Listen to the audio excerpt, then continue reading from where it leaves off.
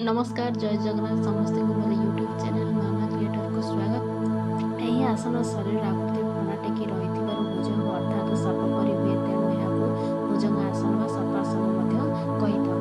ଭୂମି ଉପରେ ବିଛା ହୋଇଥିବା କମ୍ବଳ ଉପରେ ପେଟରେ ଭରା ଦେଇ ଓଲଟା ହୋଇ ଶୋଇଯାଉ। ଉଭୟ ପାଦ ପଞ୍ଜାବନ ସହ ଏକାଠି ରଖୁ। ପାଦର ଆଙ୍ଗୁଠି ଗୁଡ଼ିକ ପଛ ଆଡ଼କୁ ଟାଣ। ଉଭୟ ହାତ ମୁଣ୍ଡ ଆଡ଼କୁ ଲମ୍ବାଇ ଦିଅ। ପାଦର ଆଙ୍ଗୁଠି ନାଭି, ଛାତି, ଲଲାଟ ଓ ହାତର ପାପୁଲି ଭୂମି ଉପରେ ସିଧା କରି ରଖ। ବର୍ତ୍ତମାନ ଉଭୟ ପାପୁଲିକୁ ଅଣ୍ଟା ପାଖକୁ ନେଇଯାଅ।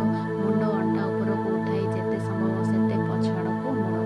ନାଭି ମୁଣ୍ଡ ଉପରେ ଲାଗି ରହୁ। ସମ୍ପୂର୍ଣ୍ଣ ଶରୀର ଓଜନ ହାତରେ ପଞ୍ଝା ଉପରେ ରହିବ। ଶରୀର ସ୍ଥିତି ଧନୁ ପରି ହେବ। ମେରୁଦଣ୍ଡର ଶେଷ ଭାଗ ଉପରେ ଚାପ କେନ୍ଦ୍ରିତ ହେବ। 20 ସେକେଣ୍ଡ ପର୍ଯ୍ୟନ୍ତ ଏହି ସ୍ଥିତିକୁ ବଜାୟ ରଖ। ପରେ ଧୀରେ ଧୀରେ ମୁଣ୍ଡକୁ ତଳକୁ ଖସାଅ ଓ ଛାତି ଭୂମି ଉପରେ ରଖ। ପୁଣି ମୁଣ୍ଡକୁ ମଧ୍ୟ ଭୂମିରେ ଲଗାଇ ରଖ। ପ୍ରତ୍ୟେକ ଦିନ ଏହା 8-10 ଥର ଏହି ଆସନ କର। ଏହା କରିବା ଦ୍ୱାରା ଲାଭ: ଭୁଜଙ୍ଗ ଆସନ ଦ୍ୱାରା ଜରାଗ୍ନି ପ୍ରଦୀପ ହୁଏ, ସମସ୍ତ ରୋଗ ନାଶ ହୁଏ ଏବଂ କୁଣ୍ଡଳିନୀ ଜାଗ୍ରତ ହୁଏ। ମେରୁଦଣ୍ଡ ସମସ୍ତ ଅସ୍ଥି ଥିବା ବେକ, ମୁଣ୍ଡର ପାର୍ଶ୍ୱସ୍ଥ ସ୍ନାୟୁଗୁଡ଼ିକ ଅଧିକ ଶୁଦ୍ଧ ରକ୍ତ ମିଳେ। ଫଳତଃ ନାଡ଼ୀତନ୍ତ୍ର ସଚେତ ହୁଏ, ଚିରଞ୍ଜୀବୀ ଶକ୍ତି ଏବଂ ସୁଦୃଢ଼ ହୁଏ। ବିଶେଷ କରି ମସ୍ତିଷ୍କରୁ ବାହାରୁଥିବା ଜ୍ଞାନତନ୍ତୁ ବଳବାନ ହୁଏ।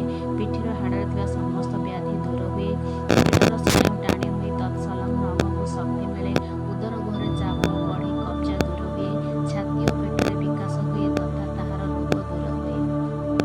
ଗର୍ଭାଶୟ ଏବଂ ଡିମ୍ବାଶୟ ସୁସ୍ଥ ରହେ। ଫଳତଃ ମାସିକ ସ୍ରାବ କଷ୍ଟ ରହିତ ହୁଏ। ମାସିକ ଧର୍ମ ସମ୍ବନ୍ଧୀୟ ସମସ୍ତ ଅସୁବିଧା ଦୂର ହୁଏ।